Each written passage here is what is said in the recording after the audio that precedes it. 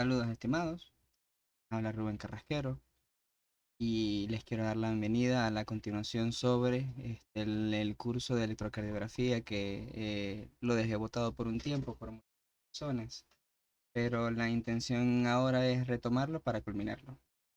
Les recomiendo que vean los videos anteriores si todavía no lo han visto para que no se sientan desorientados con el avance de esta clase porque vamos a abordar un concepto que es sumamente importante y que normalmente es como pasado por alto. Así como ustedes no se preguntan qué es la gravedad, ustedes dicen, no, la gravedad existe. Sí, sí, la gravedad existe, pero nadie se pregunta qué es la gravedad. Pasa lo mismo con las derivaciones. Todo el mundo sabe que las derivaciones existen. Sí, las derivaciones son esos chuponcitos que uno pone y eso, no, no. Aquí vamos a definir con rigurosidad qué es una derivación, cómo se comporta una derivación y vamos a dar puntos clave para que podamos aprovechar las siguientes clases. Entonces, comenzamos. ¿Qué es una derivación? Lo primero que tienen que saber con respecto a qué es una derivación es que una derivación se comporta como un circuito eléctrico. Y como todo circuito eléctrico, tienen que saber que tienen que establecerse ciertas partes que permitan la conducción eléctrica a través de un circuito cerrado. Es decir, que tiene que haber algo por donde se conduzca electricidad. En este caso tenemos, déjenme utilizar el puntero láser, tenemos un cable verde que representa el cable del electrodo positivo, tenemos un cable rojo que representa el del electrodo negativo y los otros dos puntos de conducción son respectivamente el circuito eléctrico que está dentro del galvanómetro y el cuerpo humano. Y se preguntarán, ¿el cuerpo humano? Sí, el cuerpo humano actúa como conductor. El cuerpo humano actúa como conductor porque tiene un volumen de líquido que tiene electrolitos y eso le confiere cierta conductividad. Y si no me creen, pues prueben a meter el dedo en un tomacorrientes y después me dicen si no tienen conducción eléctrica. Entonces, una derivación es un circuito eléctrico, por definición. Pero ese circuito eléctrico tiene algo particular. Ese circuito eléctrico dibuja un eje explorador, que ese eje explorador me va a permitir a mí analizar la actividad eléctrica que yo quiero explorar, que en este caso es la actividad eléctrica del corazón. Entonces ya tenemos dos partes del concepto, son tres, pero ya llevamos dos. Una derivación es un circuito eléctrico que además dibuja un eje explorador. Y ahora vamos a definir qué es un eje explorador. Bueno, el eje explorador es el eje que se dibuja entre el electrodo negativo, que es el electrodo de referencia, y el electrodo positivo, que es el electrodo explorador. Si lo vemos desde este punto de vista, el eje tiene como orientación ir del electrodo negativo al electrodo positivo, pero se darán cuenta cuando estemos más adelante que el electrodo positivo es el que se encarga de ver. Vean el electrodo positivo como una cámara que toma una foto y esa foto que toma la toma en este sentido, hacia acá. A ver, hacia acá. Dibuja un arco y toma la foto hacia el electrodo negativo. Pero la orientación del eje es hacia el electrodo positivo. Y esto es de vital importancia entenderlo para cuando dibujemos los diagramas triaxiales y hexaxiales respectivamente. Entonces, el eje explorador no es más que la línea imaginaria que se dibuja entre el electrodo negativo y el electrodo positivo en ese sentido y que le confiere al electrodo explorador que viene siendo el positivo un campo de visión hacia el electrodo negativo. Y este campo de visión es lo que me va a permitir a mí visualizar la actividad eléctrica del corazón. Siendo un poquito más rigurosos, vean acá. Aquí ya no tengo que dibujarlo yo, sino que está dibujada el campo de exploración del electrodo positivo. Y aquí tienen el corazón. Como podrán ver, si yo estuviese ahorita haciendo un electrocardiograma, esta derivación que se está generando aquí, que asumimos que esto es, vamos a suponer, hombro izquierdo, hombro derecho, se genera una derivación porque se está generando un circuito, se está generando un eje y evidentemente la generación de ese eje me genera un campo de exploración, que es esto que está dibujado acá en color verde y ese campo de exploración percibe las ondas eléctricas del corazón y las va a dibujar, que es ahora en donde viene la tercera parte del concepto de derivación, que es patrón gráfico. Retomamos toda la definición.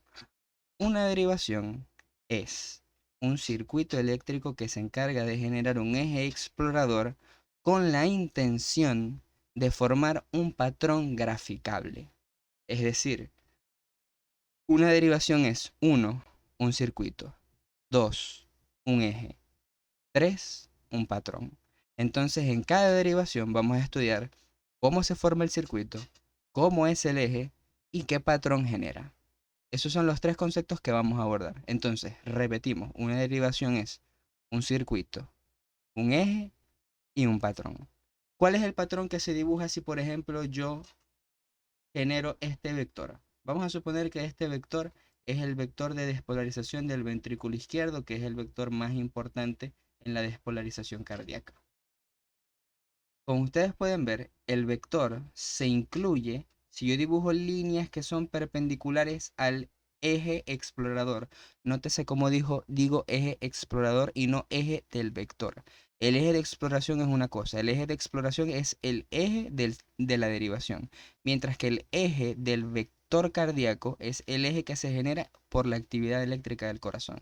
Si yo dibujo una línea perpendicular al eje explorador, ven cómo se incluye cierta porción dentro del eje de exploración. Como está dentro del eje de exploración, el electrodo positivo lo va a ver, la cámara lo va a captar, por decirlo de alguna manera, y va a generar una figura de lo que ve.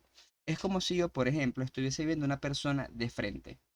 Yo voy a dibujar lo que puedo ver. Y en este caso, este patrón gráfico que se genera con este vector es esta onda que vemos acá, por dar un ejemplo. Pero existe una problemática. ¿Cuál es la problemática? Que si yo veo a una persona de frente, yo no puedo decir, por ejemplo, qué hay detrás de sus orejas. Si la veo de lado, no puedo decir qué hay del otro lado. Si la veo desde atrás, no puedo decir cómo son sus ojos. ¿Están viendo a dónde estoy llegando con este punto? Lo que quiero decir es que en electrocardiografía se requiere de múltiples puntos de visión para poder llegar a una imagen clara y precisa de la actividad eléctrica del corazón. Y eso es lo que vamos a abordar ahora, que necesitamos varias, pero varias derivaciones. Acá les presento una derivación. Esto es una derivación. Aquí tengo un electrodo negativo, aquí tengo un electrodo positivo. Está el cuerpo que actúa como conductor. Está el eje. Lo que no está es el patrón, pero el patrón lo dibujaremos más adelante. Y asumamos que acá arriba estaría el galvanómetro.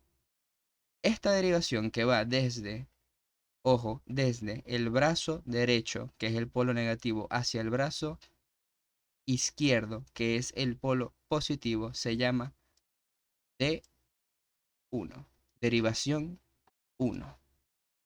La siguiente, que va desde el brazo derecho hasta el pie izquierdo, se llama D2.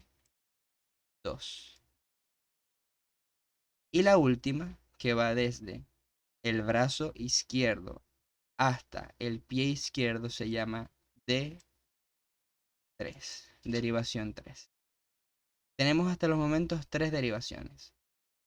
Claro, lo estoy planteando en tres cuerpos diferentes y esto no es práctico porque podríamos englobarlas todos dentro de un mismo cuerpo, ¿verdad que sí? Y cuando hagamos eso nos vamos a dar cuenta que al unir todas las derivaciones se forma un triángulo. Ese triángulo es el triángulo que es una pesadilla para todo aquel que estudia electrocardiografía, que es el triángulo de Intoven. Acá lo vemos sin el cuerpo, acá el corazón está en el centro, acá arriba tenemos D1, acá de este lado tenemos D2 y acá de este lado tenemos D3. Perfecto. ¿Cumplen todos estos con la definición de derivación? Vamos a ver. D1 tiene un electrodo negativo, tiene un electrodo positivo, tiene un eje, va a formar un patrón, cumple, perfecto. D2 tiene un electrodo negativo, tiene un electrodo positivo, tiene un eje de exploración, va a formar un patrón, cumple con la definición. D3 tiene un electrodo negativo, tiene un electrodo positivo y tiene un eje, va a generar un patrón, cumple con la definición. Entonces todos cumplen con la definición. Vamos a borrar acá. Todos cumplen con la definición rigurosa de derivación. Entonces, voilà. Einthoven diseñó esto y dijo, voilà, aquí tenemos tres puntos de exploración para poder ver la actividad eléctrica del corazón. Y en la medida en la que fue pasando el tiempo, la gente que iba haciendo electrocardiografía se fue dando cuenta de que habían ciertas problemáticas con el modelo que generó Einthoven, que era el triángulo este que ustedes están viendo. Uno de los primeros en darse cuenta de ese problema fue Wilson, que hablaremos de él más adelante. Pero por ejemplo, miren acá. Aquí tenemos el vector de despolarización mayor del ventrículo izquierdo. ¿A cuál de las derivaciones, cuando hablamos de orientación y sentido, hablamos de hacia dónde apunta y en qué ángulo está apuntando? ¿A cuál de estas derivaciones se parece más la orientación y el sentido de este vector? ¿A D2, a D1 o a D3? Si ustedes ven, D2 es la que se parece más al eje del vector cardíaco general. Y como es la que se parece más, es la que se incluye más también dentro del eje de exploración. Entonces el eje de exploración coincide de una manera muy buena con el eje del corazón. El eje de exploración coincide de muy buena manera con el eje del corazón, o mejor dicho, con el eje de despolarización del ventrículo izquierdo.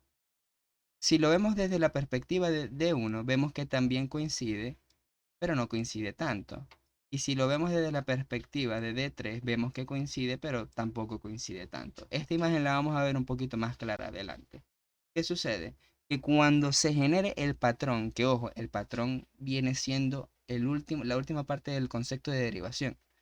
Nosotros necesitamos las derivaciones para ver patrones. Lo que vamos a ver son patrones, no derivaciones como tal. Los patrones de las derivaciones es lo que vamos a evaluar.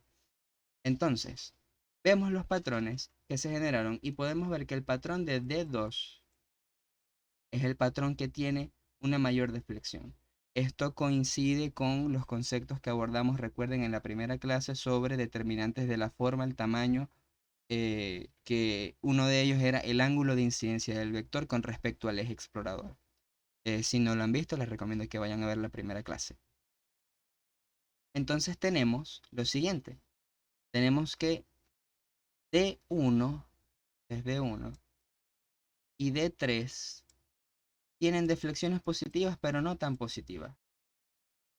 De aquí surgen varias cosas y las vamos a abordar poco a poco. La primera pregunta que surge, y bueno, no sé si les surgió a ustedes, pero me surgió a mí y yo se las voy a hacer a ustedes. ¿Por qué las derivaciones están orientadas en este sentido? ¿Por qué hay dos positivos aquí y un positivo acá? ¿Por qué no hay, por ejemplo, un positivo acá? Pausen el video, pregúntenselo, analícenlo y si llegan a una conclusión, compárenlo con la respuesta que les voy a dar. Resulta que Einthoven se dio cuenta que en el 90% de las personas, el eje de despolarización del corazón normalmente coincidía con ir en el plano frontal. Ojo, estamos hablando ahorita de derivaciones frontales, el plano frontal. Einthoven descubrió que el 90% de las personas, el eje cardíaco iba de arriba a abajo y de derecha a izquierda. Entonces, si él colocaba las derivaciones de tal manera que los puntos positivos estuviesen en la izquierda y estuviesen abajo, él iba a tener tres derivaciones que siempre estuviesen positivas en estas personas. Claro, iba a haber un 10% que se iba a salir de la normativa, pero en la mayoría de las personas, con este tipo de arreglo en las derivaciones, se iba a evidenciar que las tres derivaciones serían positivas. Por eso es que las derivaciones están de la manera en la que están. Muy bien, pasamos entonces a lo siguiente. Ustedes pueden ver aquí que cambiamos de título y ahora dice ley de Einthoven.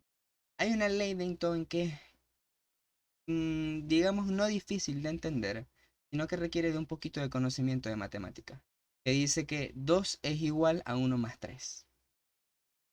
Eso va en contra de todo lo que ustedes saben de matemática. Pero es que aquí no estamos hablando de números como tal, estamos hablando de las derivaciones. Aquí lo que Einthoven quería dar a entender es que la magnitud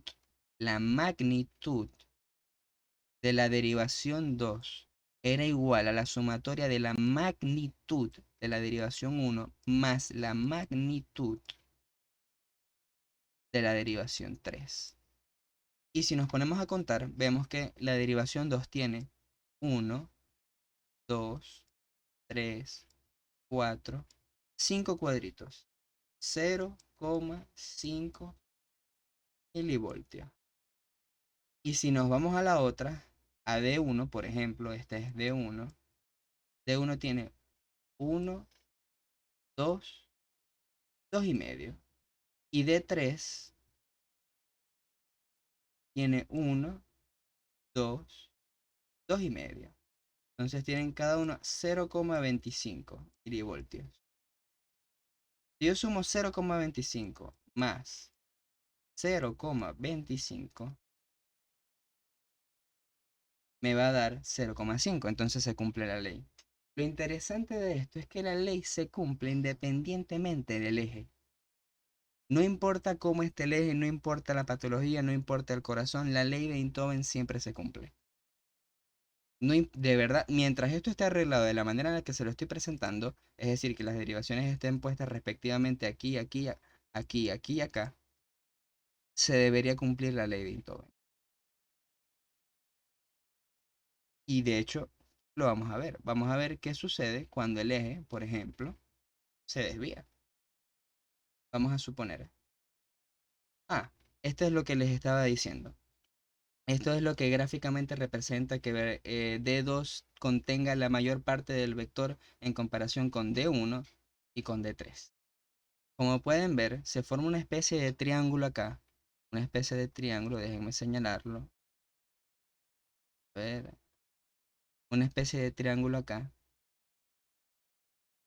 Que si lo cambian de posición da un triángulo rectángulo. Y si ustedes recuerdan lo que era la hipotenusa y los catetos, bueno, más o menos funciona así. D2 viene siendo la hipotenusa y los catetos vienen siendo D1 y D3. Y como funcionaba con las leyes de Pitágoras, la hipotenusa al cuadrado es igual a los catetos al cuadrado, a la sumatoria de los catetos al cuadrado. Aquí simplificamos, quitamos los cuadrados y decimos que D2 es igual a la sumatoria de D1 más D3. Esta es la explicación gráfica de por qué D2 es más grande como deflexión que D3 y D1 respectivamente. Entonces, ahora, si cambiamos el eje, por ejemplo, déjenme, ¿dónde está la imagen? Creo que no hemos llegado allá. Creo que acá vamos a hacer una graficación. Sí, acá vamos a hacer una graficación más esquemática. Miren, acá tenemos en esta esquina, vamos a suponer que esto es el brazo derecho. Tenemos que se censan menos 0,2 milivoltios. Y acá tenemos en la otra esquina que se censan más 0,3 milivoltios. Y abajo, que es hacia donde se dirige la electricidad, como evidentemente debería suceder, es donde se censa más energía, se censa 1 milivoltio. Se plantea cuando se dice que una derivación plantea gráficamente la diferencia de potencial entre dos puntos, se refiere a que lo plasmado es la diferencia que hay entre el explorador, que viene siendo el electrodo positivo, y el electrodo de referencia. Pero no es una diferencia tipo resta. Viene siendo una diferencia más bien en la recta numérica. La diferencia de espacio que hay entre un número y el otro. Y eso lo vamos a ver aquí al lado. Vamos a poner los números. Miren, vamos a dibujar D1 primero. D1. Vemos que la diferencia es desde menos 0,2 hasta 0,3. Y ustedes me dirán, si tú restas menos 0,2 de 0,3 te da 0,1. Vas a tener una deflexión de 0,1 milivoltios. No, no, negativo. Ahí es donde viene la importancia de los signos en la matemática. Miren esto. Tenemos que D1 es igual a la diferencia, es decir, a la resta que existe entre el brazo izquierdo y el brazo derecho.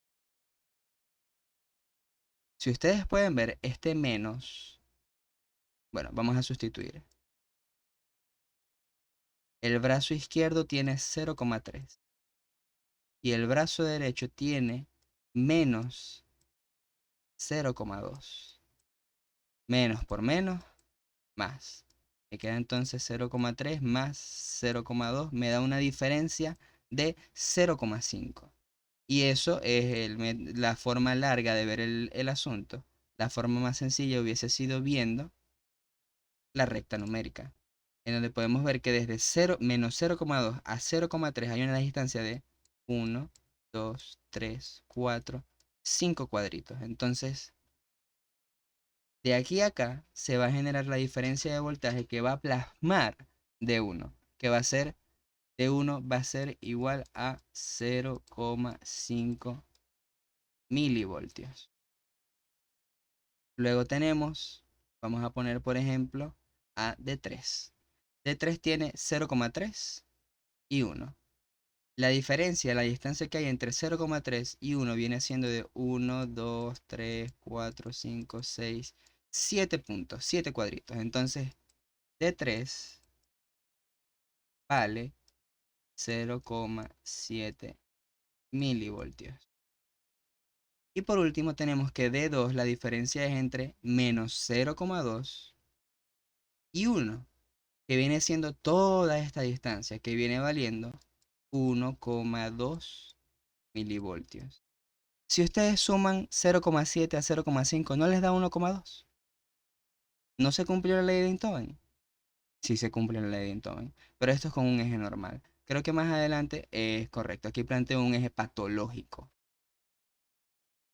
Esto es un eje desviado. Vamos a ver si se cumple. Como ustedes pueden ver, acá el eje es más paralelo a D3 que a D2. Por tanto, D2 dibuja algo que es más chiquito, una onda más pequeña. Mientras que D3 dibuja una onda grandísima. Pero ojo, ojo, el vector se está alejando del electrodo positivo de D1, de manera que D1 va a tener una deflexión negativa. Si nos ponemos a ver, D2 vale 2 cuadritos, 0,2. D3, que es la más grande, vale 1, 2, 3, 4, 5 cuadritos, 0,5. Y D1 vale, ¿cuánto?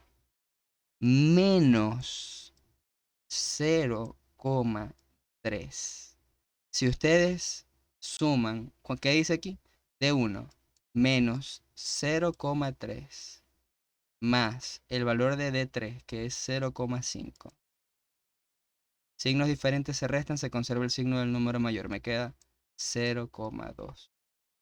¿Acaso esto no es el valor de D2? Si lo hacemos con otro ejemplo, un eje más extremo todavía.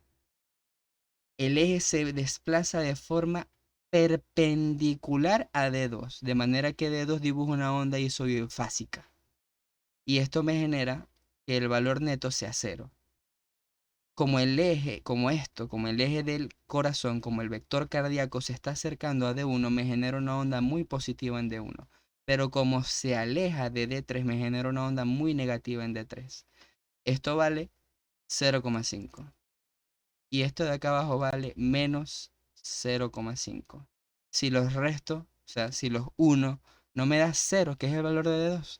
Entonces, independientemente del eje, lo que quiero que se lleven es que la ley de Einthoven siempre se cumple. Bien, perfecto. Ahora vamos con Wilson, que ya se los había adelantado antes. Wilson, en 1930 más o menos, se dio cuenta de algo. Que las derivaciones que estaban abajo, los electrodos exploradores podrían ver desde abajo hacia la izquierda y desde abajo hacia la derecha, pero no podían ver directamente desde abajo hacia arriba. De manera que quedaba una porción sin ver del corazón. Y él decía que si agregaba otro electrodo positivo aquí abajo,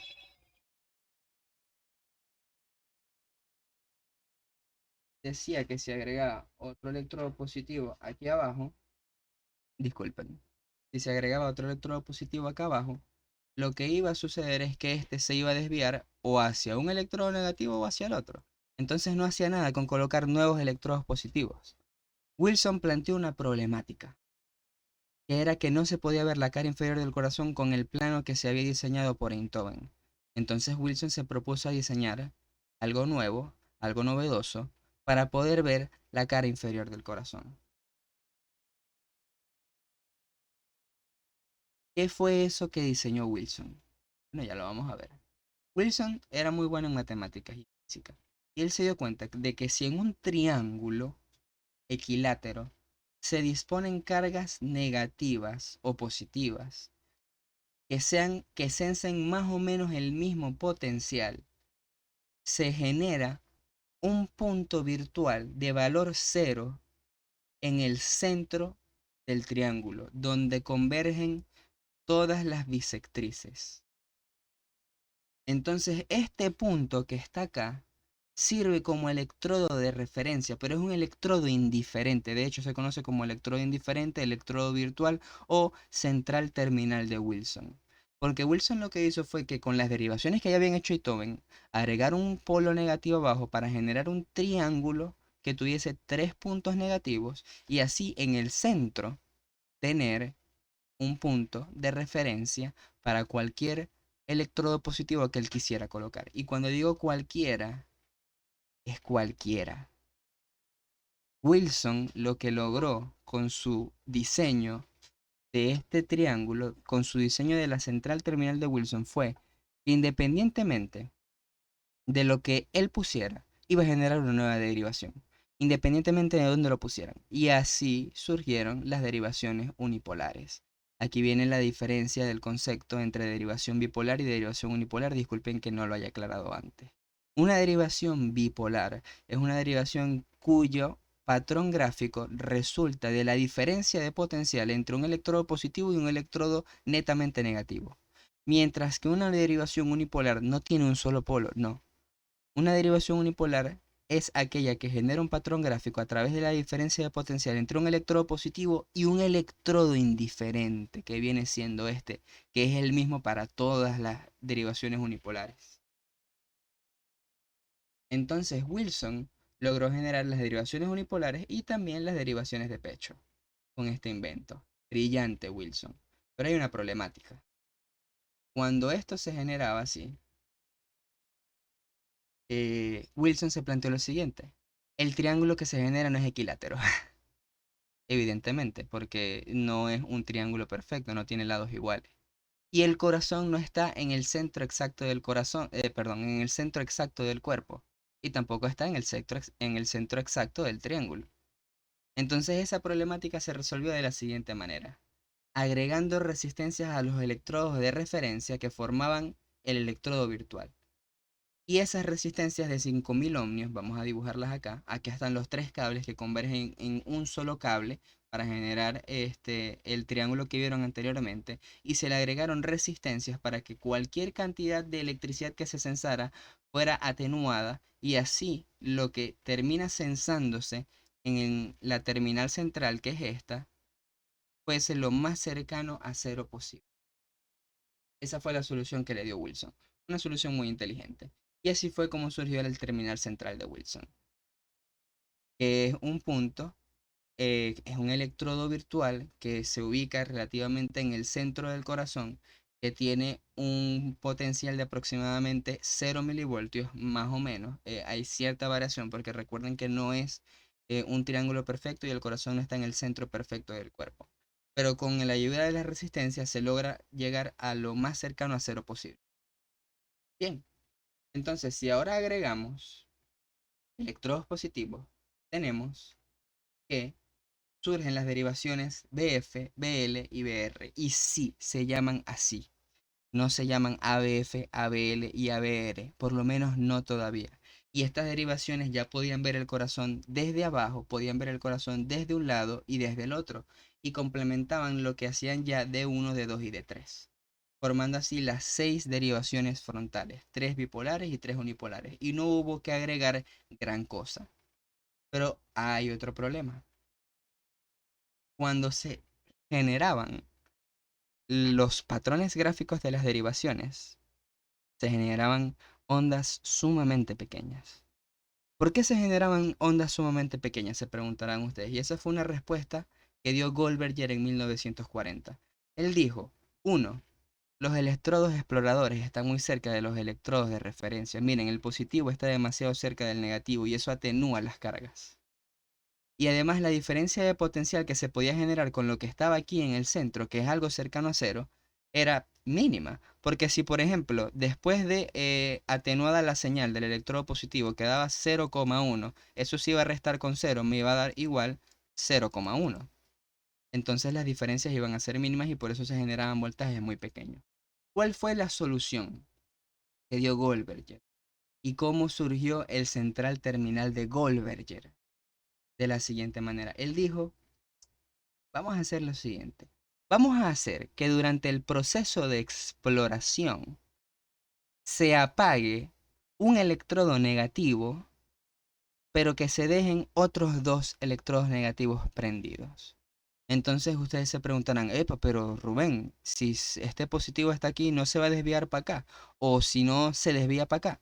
La respuesta es no. La respuesta es que se va a desviar hacia el punto intermedio entre los dos electrodos negativos y va a pasar por todo el centro del corazón. ¿Por qué? Porque ahora va a hacer que esta derivación sí se llama ABF, genere un gráfico a partir de la diferencia de potencial que hay entre el electrodo explorador y la diferencia de potencial entre los dos electrodos negativos. Entonces, BF, ahora ABF, puede explorar de mejor manera el corazón porque tiene un aumento del 50% de su voltaje. Espectacular la solución que dio Goldberger. Miren, la fórmula anterior para BF era esta. BF era igual a pie izquierdo menos el central terminal de Wilson. Y pasó a ser lo siguiente. ABF es igual a pie izquierdo menos la diferencia entre brazo derecho y brazo izquierdo. Right arm, sí, disculpen, es que lo estaba leyendo. Las siglas están en inglés, disculpen. Entonces, lo mismo aplicaba para ABR, para ABL. Nada del otro mundo. Ahora viene lo siguiente. Todo en conjunto. Las derivaciones frontales, todas en conjunto, forman un gráfico que nosotros denominamos diagrama hexaxial. Y ese diagrama hexaxial se forma cuando se mueven hacia el centro, hacia este centro que está acá, que tengo con el puntero láser, cuando se mueven todas las derivaciones hacia allí. Esta derivación que ustedes ven acá, esta línea es ABL, esta es ABR y esta es ABF. Si a su vez yo muevo, por ejemplo, D1 al centro y muevo D3 al centro y muevo D2 al centro, se me genera el diagrama hexaxial, que es un diagrama en donde aparecen referenciadas las orientaciones graduales, es decir, qué grado representan cada una de las derivaciones en el plano frontal. Y eso es algo que ya vamos a ver, porque hay que saber cuáles son los grados que representan cada uno y cuáles son las importancias que hay entre una y otra. Vamos a ver entonces ahora los diagramas. Miren este. Este es el diagrama triaxial de las derivaciones unipolares. ¿Por qué unipolares? Miren, aquí está ABF, ABL y ABR. ¿Qué podemos destacar de esto? ABL está, si trazamos una línea acá en el medio. Me salió bonita. Acá es 0. ABL viene siendo menos 30 grados, más o menos. Cada una de las líneas que vamos moviendo representa más o menos 30 grados. ABF, como es perpendicular a los 0 grados, forma 90 grados. Y ABR representa menos 150 grados. Si ustedes del 0 van hacia arriba, es decir, en el sentido contrario de las agujas del reloj, tienen que ponerle un signo negativo. Si ustedes van hacia abajo, tienen que colocarle un signo positivo. ¿Qué podemos destacar de esto?